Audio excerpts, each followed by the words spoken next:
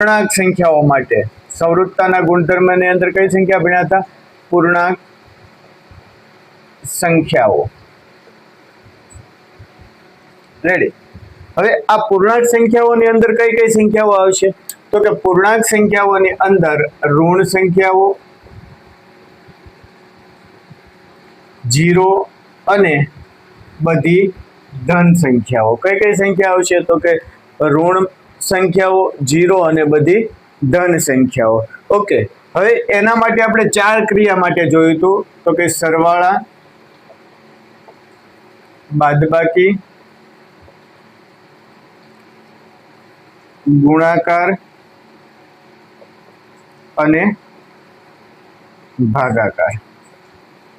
એક એક ઉદાહરણ દ્વારા જ આપણે સમજીએ.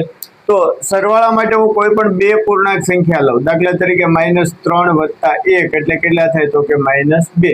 તો બે પૂર્ણાંક સંખ્યાનો હું સરવાળો કરું અને મને જવાબ જો પૂર્ણાંક સંખ્યા મળે તો આ સરવાળાની ક્રિયા માટે પૂર્ણાંક સંખ્યાઓ કેવી છે? તો કે સંવૃત્ત છે. તો અહીંયા નિરીક્ષણમાં શું લખશું? તો કે સંવૃત્ત છે. એના પછી બાદબાકીની ક્રિયા માટે. હવે આ બાદબાકીની ક્રિયા માટે આપણે જોઈએ. દાખલા તરીકે -3 -2. તો આનો જવાબ શું આવશે? તો કે આનું થોડું સાદુરૂપ આપવું પડે. તો કે -2, આ -2 બહાર આવે તો બહારના માઇનસને કેવા કરી આપે? પ્લસ કરી આપે. તો આ -3 + 2 એટલે કેટલો જવાબ આવે?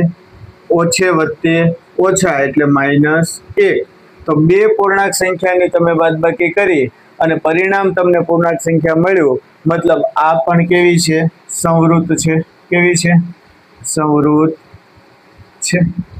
ત્યારબાદ ગુણાકાર માટે જોઈએ. તો કે -2 × 3 એટલે 3 દૂને 6 અને માઇનસની નિશાની. એક ઋણ પૂર્ણાંક અને એક ધન પૂર્ણાંકનો ગુણાકાર હંમેશા ઋણ પૂર્ણાંક જ આવે. તો આ પણ કેવી છે? સંવૃત્ત છે. ભાગાકાર માટે જોઈએ.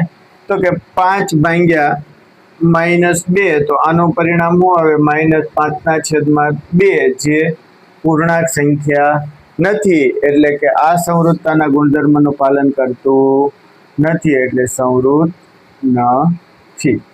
ખ્યાલ આવ્યો?